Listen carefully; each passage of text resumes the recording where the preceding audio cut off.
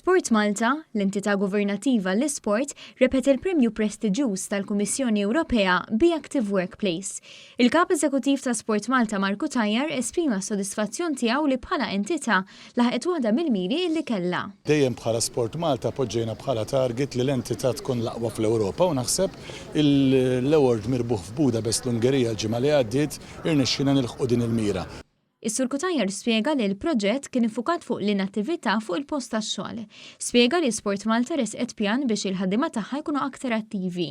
Dan permezz ta' bosta inizjattivi għal ħaddiema kemm waqt il-ħin tax-xogħol kif ukoll b'inizjattivi għal ħaddiema ta' Sport Malta biex jgħixu ħajja aktar b'saħħitha. Is-Segretarju Parlamentari għall-Isport Clifton Grima qal li dan il-proġett għandu jinfresh fil-postijiet tax-xogħol kollha kemm fis-settur pubbliku kif ukoll f'dak privat.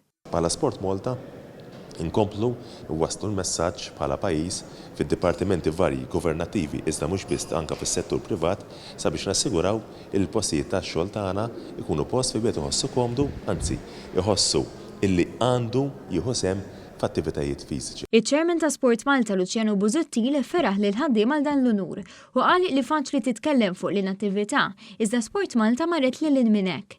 Il-ġurija kellha kliem ta' tifħir għal proġett li ppreżenta pajjiżna u qalet li l-proġett Malti huwa ta' livell għoli, tant li spikka fost in-nominazzjonijiet kollha.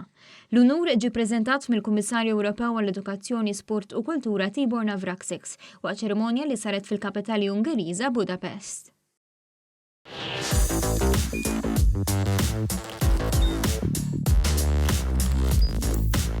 Idħol fuq one.com.mt u hemmhekk tista' tara l-programmi kollha li jxandru fuq One permezz ta' One Play.